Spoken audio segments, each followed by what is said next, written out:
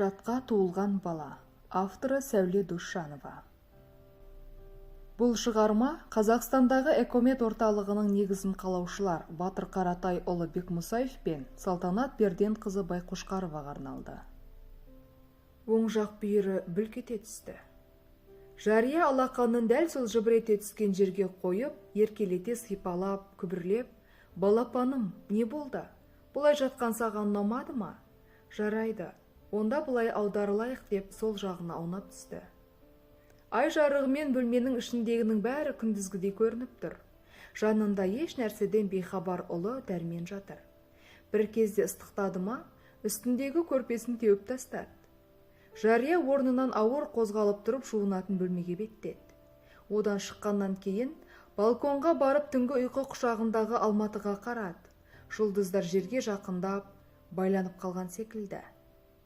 Нәрестесінің жарық дүниеге келер мезгілі жақындаған сайын ана таулыда болатын қуаныш сезімінен өзгеше бір қимастық сезім жанын тербейді. Құрсағындағы осы перзентін босанған соң өз еркімен жатқа береді. Жатқа туатын балам деп, екі алақанын қарнының үстіне қойып жылытқандай ұзақ тұрды. Бала да анасының мейірімін сезгендей моп-момақан болып ішінде жатыр. Оған анасының алақанының жылуы теріден өтіп жанын жайландырып жатқандай. Дәрігердің белгілеген уақыты бойынша келер жетіде босанып қалуы мүмкін.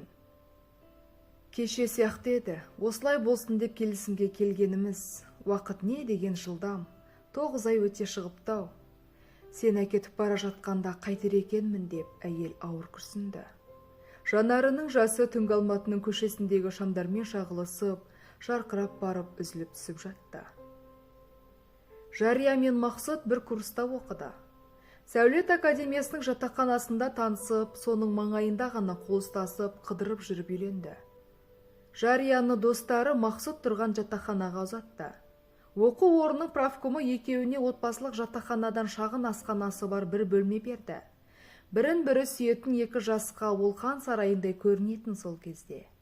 Екі жақтың ағайын туыстары келсе де сыйып кететін. Екеуінің не бір асқақ армандары сол бөлмеде дүниеге келетін. Достары да келіп сол арманға арман жалғап, ас ішетін столдарын жазып салып, таңды таңға ұластырып сызба сызатын. Жария тұңғышы арайына 2 қабат кезінде ас үйде жазба төсекті жаза салып талай қонып шыққан. Таңертең төсегін жинай сала, шай әзірлеп, күйеуін шақырғалы есігін ашайын десе, тіреліп қалған үстелден аша алмай тұратын. Ұйқысы қатты Мақсұт үйілген сызбаларының арасында жерде жататын. Содан Жарияның түске жақындағанша ас үйде кітабын оқып отыра беретін кездері көп болатын.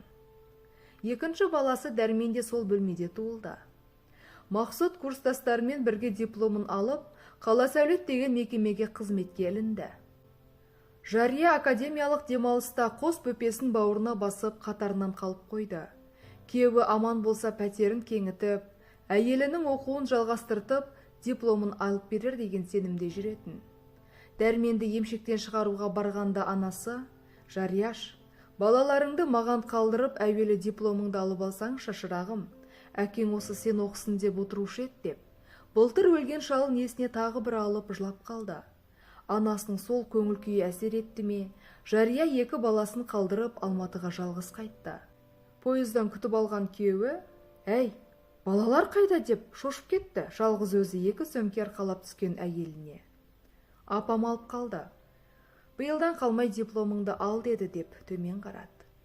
Күйеуі төс қалтасынан Соверен деген жазуы бар қорапты шығарып, бір тал темекі алып тұтатқанша үндемеді. Бір сорып жіберді де, «Шешеңдікі оң екен. Оқуыңды аяқтағаның дұрыс қой» деп 2 сөмкені арқалап алдына түсті. Мақсұт құрылыс академиясына қосымша сабақ беріп, Жария оқуын жалғастырып жүріп дипломға қолы жетті. Анасына барып ақылдасып, ұлын алып келіп балабақшаға беріп, өзі жұмысқа шықпақшы болды. Аузын айға білеген одақ тарап, жас мемлекет тәуелсіздікке енді жетіп жатқан заман. Кеңес одағының кезіндегідей арнайы жолдамамен бір жерге жұмысқа тұр деп жібермейді. Жұмысты өзің табасың.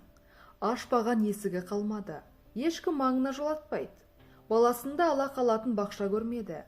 Тек бір жерде өзің тәрбиеші болсаң ғана балаңды аламыз деп көнгендей болды. Мақсұтпен ақылдаса келе, сол жерге орналасатын болып тоқтады. Екеуі екі жақтап табыс тауып жүргендей болғанымен ары тартса ары, бері тартса бері жетпейді. Жылына 2 рет кезектесіп арайға барып қайтады. Мақсұттың сабақ бергені жақсы болды, әйтпегенде тұрып жатқан жатақтарынан да шығарып жібергендей екен. Баспана сатып алуды қанша армандағанымен тапқандары ішіп жегеннен артылмай жүргенде, қызының мектепке баратын жасы келіп қалды. Анасы Байқұс тағы ақылын берді. Арай менің қолымда оқи тұрсын, Мақсұт қорғап алсын, содан кейін көрерсіңдер деп, өзі мұғалім болып жүрген мектепке жаздырып қойды. Мақсұт кандидаттығын қорғаған соң бір биікке жететіндей болып жүруші еді. Қорғап алған соңда баяғы қалпында өмір жалғасып жатты. Ұлы мектепке баратын жылы ешқашан үндемей, тағдырдың салғанын көтеріп жүре беретін жарияға тіл шықты. Мақсұт, қашанғы осы тауық күркеде отыра береміз? Дәрменде биыл оқиды деп жылап жіберді. Енді қайтем, кезегім жылжитын емес, шыдайық, мен қорғап алайын. Доктор болған соң пәтерді өздері ақ берер деп, Соверенге жармасты Байқұс күйеу. Баласы үшін орналасқан бақшадан енді сонымен бірге мектепке ауысамын ба деп жүргенде, Шара деген мектептесі кездесе кетті жарияға. Шара медицина институтын бітіргеннен кейін ана мен бала орталығына орналасқан екен. Кандидаттық қорғап бүгінде білде-бір бөлімнің басшысы. Күйеуге шықпай ғылыммен айналысып кетіпті. Мектепте оқып жүргенде, екеуі екі сыныпта оқығанымен жақсы араласып жүруші еді. Сол достықтары қайта жалғаса кетті. Шара докторлығын қорғау үшін жиі-жиі шет елдерге шығып, тәжірибелерін үйреніп қайтады. Іс сапарынан оралған соң міндетті түрде жарияның үйіне келіп, екеуі шай ішіп отырып көрген білгендерін айтып береді. Шараның істейтін жері экомет деп аталатын, қазақстандықтар үшін әлі құпиясы 40 түрлі, перзенті жоқтарға көмек жасайтын орталық. Әркім өз тіршілігімізбен жүріп байқамайды екенбіз. Маңайымызда бір перзентке зар болып жүргендер көп екен. Байлықтың да, атақ пен даңқ, мансаптың, тіпті оттай махаббаттың да бір баланың күлкісіне тұрмайтынын жария біліп па? Күйеуге шықты, қатарынан 2 балалы болды. Өзі танитындардан да баланың зарын шегіп жүргендерді көрмепті. Шараның айтқандарына қараса, батыстағы ең басты проблема бала туу. Қыздары мансап қуып жүріп күйеуге кеш шығады, содан бала көтер алмайды. Еркектері де үй болмай жүріп алады. 10 отбасында бір бала дүниеге келеді. Баласы жоқтары ем-дом іздеп, ғылымның соңғы жаңалықтарымен ұрықтанып балалы болады екен. Ол емнің қонбайтындары да бар дейді. Ал біздің елде бұл жұрт елеңдейтіндей мәселе болып көрінбегенімен, басқа түскен баспақшыл дегендей, басына түскен отбасы ешкімге сездірмей өздері күресіп жататын көрінеді. 2 жарты бір бүтін болып, бірігіп, от жағып, отан құрғаннан кейін, сол оттың басында ойнап жүретін баласы болғанын қалайды. Өміріңнің жалғасы болатын перзентіңнің анасы мен әкесінің ортасынан емес, дәрігердің араласуымен шынының ішінде қосылып пайда болуы дегенге біздің ұлттың әлі құлақ үйрене алмай жатыр деп, Шара әр келген сайын әңгімесін айтып отырады. Оның әңгіме дегені айналысып жүрген ғылыми жұмысы. Жария болса жұмыс іздеп жүр, құрбысына айтарлықтай әңгімесі болмағаннан кейін, Шараның аузына қарап таңырқап отыратын. Күндердің күнінде Шараның жұмысына өзінің де қатысы болатынын кім біліпті? Жария, сен естідің бе, біздің үй бұзылуға кететін болыпты, деді Мақсұт кешке қарай жұмыстан келгенде. Орта кесеге тамақ құйып тұрған келіншектің жүрегі зу ете түсті. Ожаудағы сорпасы аяғының басына төгілді. Мама деп шыңғырып жіберді. Әйеліне арқасын беріп ас столының басында отырған еркек ащы дауыстан орнынан атып тұрды. Не болды деп әйелін құшақтай алды. Жария отыра қалып, аяғындағы қысқа шұлығын сыпырып жіберді. Оң жақ аяғының саусақтары қып-қызыл болып ашып барады. Атып тұрып жуынатын бөлмеге ақсаңдай жүгірді. Көзінен жас бұрқ етті. Оң жақ аяғын шүмектің астына ұстап суық суға тосты. Ашығаны саппа басылғанымен кеудесін күйдірген басқа бір күйік күллі денесін күйдіріп, ашытып бара жатқандай. Дыбыссыз жылап тұр. Көзінің жасы бетін жуып, омырауына құйылып жатыр. Жарияш не болды деп, түк түсінбеген еркек аядай жерге өзінің сыймасын біліп, есік аузында кептеліп тұр. Ары қарап тұрған әйелінің жотасы бүлкілдеп, екі иығы селкілдейді. Үні жоқ, жылап жатыр. Қой, енді аяғыңа суық тиеді деді де, Бір кезде күйеуі қайта ас бөлмесіне бұрылды. Ас бөлме, жуынатын бөлме, жатын бөлме. Біріне бірі жалғасып жатыр, аралары қол созым. Бөлме деп емес, қуыс деп атаса да болатындай. Осында 4 адамның өмірі өтіп жатыр. Оның біреуі осыған сыймай әжесінің бауырында өсіп келеді. Қазақта қуықтай деп аталатын осы қуысты да қалалық әкімшілік қимай отыр. 4 адамның тағдыры осы қуысқа қарап тұр. Бұл үйді бұзса, шаңырақты ортаға түсірсе, біз қайда барамыз деп әйел жаны күйіп жылайды. Оның аяғының күйгенінен жанының күйігіп өтіп барады. Жағдайды айтқызбай-ақ түсінген Мақсұттың да ішіне өрт түскендей болып, стол басында ішінен тынып отыр. Келіншек бір кезде жуынатын бөлмеден шықты да, жатын бөлмедегі төсегіне барып қисайды. Жылап болғандай, қабырғадағы бір сызыққа қарап қатып қалғандай. Іші әлем-жәлем. Не күйеуімен ұрсарын, не бірге отырып тамақтанарын, не осылай жатып күйіне берерін білмейді. Мақсұтты не деп ұрсады? Жұмысын істеп жүр, табысын әкеліп қолына салады. Арақ ішіп сенделіп, үйге келсе аузына келгенді айтып боқтап жатқан жоқ. Институтын қызыл дипломға бітірді, кандидаттығын қорғады. Шамасының келгені сол, осы бір бөлмені алды. Тура осылар оқу бітіргенде заман ауысып, заң өзгерді. Қаладағы үйдің кезегіне жазылып қойғалы қашан. Енді кезекпен тегін үй берілмейді екен дегенді естіп бір күн ауырды. Айлығы шайлығынан аспай жатқан жас ғалымға пәтер сатып алуға мүмкіндік қайда? Егемен ел болдық деп қуанып жүргенде, нарық келіп алқымнан алды. Ол өзі жылпыңдармен қулардың жағында ма? Сабының соғымға, тарағын танаға айырбастап солар байып, солардың мәртебесі өсіп жатыр. Мақсұттың мінезі бір тоға. Дұрыс жолымен болмаса, біреуді алдап, арбап, үйге табыс әкелуді де білмейді. Сызбаларын сызады, институтқа лекциясын оқиды, үйге келіп ұлымен телевизор көреді. Бұл жүрісімен пәтер түгіл жүріп тұруға көлікте сатып ала алмайтындай. Менің Мерседесін 98 деп күлетіні бар. Онысы жұмысы мен үйінің арасына қатынайтын номері 98-ші автобус. Ағайын туысына да алып бара жатқан қайырымы жоқ. Жылына бір еңбек демалысында Алакөлдегі анасын көріп қайтады. Баласы мен әйелін сол жерге суға түсіріп келгенін емес. Өзі ше. Еркегінің шамасы келмесе екі білекті сыбанып жіберіп өзі кіріспей ме? Елдің әйелдеріне ұқсап ала қапты арқалап, сауда жасау қолынан келер меді? Сауда жасайтындай алғашқы айналымға ақшаны қайдан алады?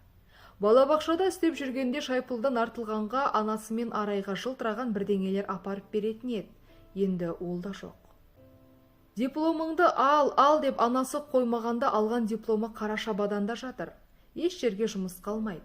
Айнала қысқарту, ашылып жатқан сансыз фирмаларға әркім өз танысын алады. Не болмаса ұзын сирақ, айнам көздерді іздейді. Сонымен жас дейтін жас емес, кәрі дегенге кәрі емес, орта жолда қалды да қойды. Әкімшілік әйтеуір бір пәтер берер деп, қуықтай бөлмеге шүкіршілік етіп отырғанда, осыны да қимай, бұзып, байлар көп қабатты ғимарат салмақшы. Ал осында тұратын шеттей балалары бар жас отбасылар қайда барып паналамақ? Кемі 30 бөлмеде 100-ге жуық адам тұрып жатыр. Бұларды адам екен-ау деп жатқан әкімшілік жоқ. Сырттарынан сатып жіберген көрінеді. Енді сот орындаушылары жақында бұлардан босатуын талап етпекші. Орнына пәтер де бермейді. Себебі бұл жатақхана олардың жекеменшігі емес. Шара досының айтқанына қараса өздері тірі жүргендеріне мәз болып жүрген өлімтіктер сияқты. Нағыз өмір сүрушілер Алатаудың етегінен хан сарай салып, аспанда ұшақпен ұшып, теңіздің ар жақ бер жағынан шығып жүр. Олар алам дегенін алып, берем дегенін береді. Жолдарын кескен адамды атып та тастайды. Бәрі солардың қолында сияқты. Аузы ашылып тыңдап отырған жарияға, досы олардың да қолынан келмейтін бір нәрсе барын ұқтырды. Ол бала жасап алу. Олардың біразы екі жақтап дүние жиып, мансап қуып жүргенде әйелдері қартайып, бала табудан қалып қалады. Кейбіреуінің әйелдерінің денсаулығы жоқ. Бәрі бар, сол хан сарайларда бала жоқ. Бәрін сатып алуға болады, ал адамды сатып ала алмайды ғой дейді де шара, біздің экомет оларға балалы болуға көмектеседі деді. Жария шошып кетіп, қойшы деді. Әрине, олар баланы тілейді. Амалдары жоқ, ақшаға сатып ала алмайды. Сондықтан бір баланы зар елеп тілейді. Құдайдың ықыласы түссе перзентті болады, ал біздің экометтікі ғылым жолымен оларға көмектесу ғана. Бағына бала бұйырмағандарына қанша көмек жасасаңдар жолдары болмайды. Өмірден солай баласыз өтеді. Сондықтан дүниеде керек болмай қалатын кездер болады деп, жұмысының бірдеңесін түсіндіргендей болды. Сенің мына Құдай бере салғандарың тұрғанда пәтер деген немене деп жұбататын ақ көңіл құрбысы. Келіншек арғы бергіні ойлап жатқанда кеш түсіп самжамырат. Күйеуі болса асханадағы стол басында әлі отыр. Әйелінің жанына барып жұбатайын десе не айтарын білмейді. Оның аяғының күйгенінен емес, жанының күйгенінен солай бүрісіп жатқанын сезіп отыр. Қайта жарияның тәрбиелігі ғой. Әйтпесе кейбір әйелдерге ұқсап шаңқылдап, аузына ақ ит кіріп, қара ит шықса қайтер еді. Басының панасын бұзып шаңырағын ортаға түсіргелі жатқанда қай әйел болса да ойбайын салады ғой. Жаным-ай, тек тілегі ғой. Осы күнге дейін мына күніміз не? Сен ғылымның ұшына шығам деп жүргенде балаларыммен далада қалатын түрім бар. Ұлымды алып анама кетем демейді. Не көрсе де жанында. Асын әзірлеп, қабағы күлімдеп жолыма қарап отырады осы кішкентай үйшігінде. Енді осы үйшікте де әкімшілік көп көрді ғой деп ойлап, көмейіне тас көзіне жас тығылғандай болып отырғанда, жатын бөлмеден келіншек шықты. Аяғын сүйрете басып, «Мақсұт, сен әлі тамағыңды ішпегенсің бе жаным?» деп қазанға жақындады. Дәл осылай жаным дегенше маған шаңқылдап ұрысқаны дұрыс еді деп еркек іштей жер болды. Орта кесемен көжені алдына қойып қасығын ұсынды. Өзіне де құйып орындыққа отырды. Не болды? Аяғың күйіп қалды ма деп сұрайын десе, Мақсұттың тілі байланып қалғандай. Отырған үйлерін бұзуға басты кінәлі өзі сияқты. Еркек болып 10 жылда бір пәтер алып, ең жақындарын қуанта алмаған өзі кінәлі емей кім кінәлі? Мақсұт, сен өзіңді жей берме деп бастады әңгімесін әйелі. Ойындағысын оқып қойғандай. Одан да осы тығырықтан шығудың жолын іздейік. Жатақты бұзса бұзар, ол үшін бізбен келіспес. Өмір бойы осында қалмас едік қой, бір шарасы болар. Басымыз аман болсын. Құдайдың берген мына 2 баласына шүкіршілік етейік. Хан сарайы барлардың өзі осындай бір балаға зар болып отырғанда, біздің байлығымыз осылар деді. Келіншек манағы төсекте жатқандағы ойын жалғастырғандай. Кешеден ана жартысындағы студенттерді шығара бастапты. Бізге енді ескерту хат береді дейді. Бұл біздің жеке меншігіміз емес. Сондықтан соттаса да алмаймыз ғой деп бір уақытта барып күйеуінің тілі шықты. Шығарып жіберсе пәтер жалдармыз. Сен докторлығыңды қорғағанша кезегімізде жылжып қалар деді әйелі күйеуін жақсылықтан үміттендіріп. Биыл дәрменің мектепке баратын жылында үйсіз қалғанымыз қиын болды деді күйеуі. Қиналып бара жатсақ, мұнында Арайдың жанына оқтарымыз дегенге келгенде, әйелінің даусы дірілдеп кетті. Туылғалы бауырынан шығармаған кішкентай ұлын қалай жер түбі сарқамысқа апарып тастасын. Есік сарт етіп ашылып, тентек ұлы кіріп келді. Қолында құлақшыны терлеп кеткен. Апа, көкем келді ме деп алқынып тұр. Мен үйдемін, Дако деді әкесі. Баласының алдымен өзін іздейтінін білет, сол құлынын қайтып ел қиырына жіберсін. Асқартауда әкесінің үйде болғанына қуанған балақай аяқ киімін лақтыра сала жуынатын бөлмеге кіріп кетті. Ойынмен жүріп қуығының сыздап кеткенінде сезбейді. Баламысың деген деп ойлады Мақсұт ішінен күліп. Апа, сәттер жаңа үйге көшеді екен деп бастады әңгімесін тамақ іше бастаған балақай. Оны кім айтты? Сәт бота екеуі ертең біз көшеміз деді. Папасы үй сатып алыпты. Бота деген көршінің бойжеткен қызы. Оның шешесі де құдаларым жатақханада күтті деген атаққа қалып жүрерміз. Өл тіріл, бота ұзатылғанша үй ал дедім әкесіне деп, күзде жарияшқа бір сырын ашып кеткен. Одан кейін бұғанда сол уайым түсе бастаған. Шынында өстіп жүре берсек, уақыттың қалай өткенін білмей қалармыз. Арай болса биыл 3-ші сыныпта оқып жүр деп, іштей ойласа мазасы кететін. Қанша ойбайласа да пәтер алудың еш реті келмей жатыр. Жария күйеуімен баласын тамақтандырып болып, дәріханадан аяғына май алып жақпаққа сыртқа шықты. Ауладағы сәкіде бүкіл көршілер жиналып, әлде қандай жиналыс өткізіп жатыр екен. Сәттің шешесі бұны байқап қалып, Жария бері кел деп шақырды. Жақындап ет. Неғып шықпай жатырсың? Мұнда тұрғындардың жиналысы өтіп жатыр. Үйімізді бір компания сатып алыпты. Орнына басқа ғимарат салынатын көрінеді. Соларға қарсы хат ұйымдастырып жатыр деп түсіндірді. Жария топты жұртқа жақындап барып, мойнын созып қарап еді, ортада жоғары қабаттағы Бәтіш деген әйел белсеніп сөйлеп жатыр. Шулаған жұрттан дауысы бұған анық естілмеді. Тағы жақындайын деп еді, алдындағы біреу шегіне беріп күйген аяғын басып кетті. Жаны шыға жаздап аяғын құшақтап отырып қалды. Сәттің шешесі жүгіріп келіп, «Жария, не болды? Басың айналып кетті ме?» деп құшақтай алды. «Жәй, ана кісі аяғымды басып кетті» деп қанша ауырсынса да білдірмей орнынан тұрып, бос тұрған сәкіге барып шетіне отырды. Сәттің шешесі жанына тағы келді. Жария осы кісінің атын да білмейді. Балаларға ұқсап, Сәттің мамасы дей салатын. Бағанағы баласы айтқан жаңа үйге көшу жайы жанына тыным бермей, «Сізден бір нәрсе сұрасам бола ма?» деді ұяла. «Сұрай ғой» деп жанына отырды. «Сіздерді көшеді деп естідім ғой, рас па?»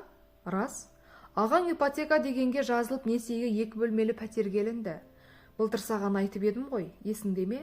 Құдаларын жатақханада күтті деген атаққа қалып жүрерміз деп ой байладым» деп.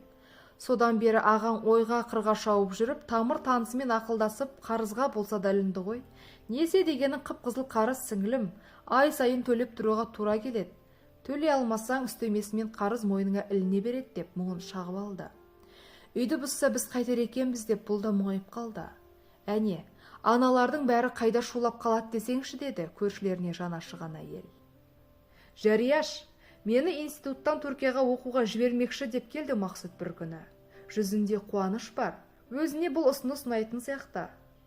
«Отырысымыз мынау, күнде жиналыс. Сен сыртқа кеткенде бізді үйден қуып шықса қайтеміз» деді әйелі ең негізгі себебін айтып.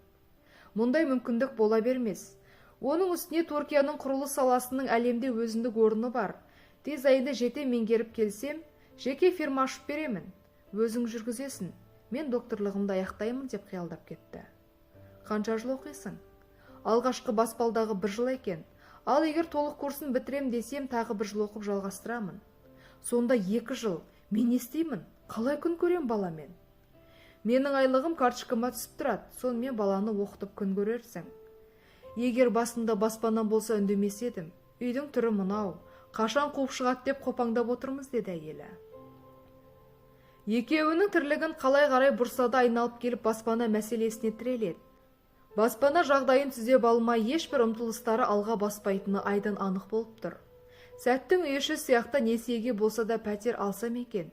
Екеуі қанша ойласа да, қанша достарымен ақылдасса да мәселе алғашқы жарнасын төлеуге келгенде, барғыз бас болды дегендей аузарына құм құйылатын. Алатын үйдің 30% құнын алдын ала төлеуге қаржыны қайдан алады? Жария қазақтың әйеліне тән көнбестікпен, қашанда күйеуінің айтқанымен жүретін анасынан көрген тәрбиесімен қанша қиналып тұрса да, Мақсұттың оқуға деген ынтасын қайтармай, Түркияға барып білім жетілдіріп келуіне келісті. Мақсұттың оқуға баратын мезгілі жақындаған сайын ішін бір нәрсе қуыстап кеміріп жатқандай мазасыз күй кеше бастады. Не болатыны белгісіз баспанаға жары мен ұлын қалдырып, қызын енесіне тапсырып кетіп бара жатқаны жанын жейді. Бармайын десе арғы жағынан бір сезім, осы жолы оқып докторлығыңды қорғап кел, сонда сенің өміріңе бір жарық сәуле түседі, жолың ашылады дейтіндей. Ақылдасатындай кімі бар? Жасы 70-тегі анасы сауатсыз, Алакөлдің маңайында жалғыз інісінің қолында. Батасын бергеннен басқа берері де қосар ақылы да жоқ. Ол кісінің аналық ақылы да осы заманның оқыған баласымен, нарықтың жағадан алған жанталасына жылық болар ма?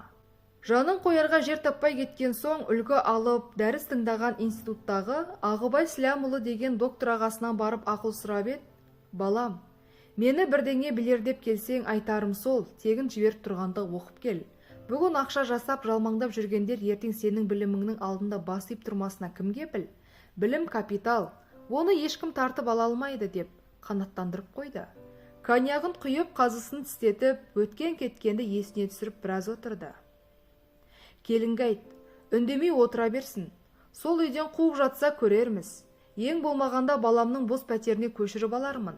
Ертең маған келсін, лабораторияға жұмысқа алайын» деп әкесіндей қамқор сөз айтып шығарып салды.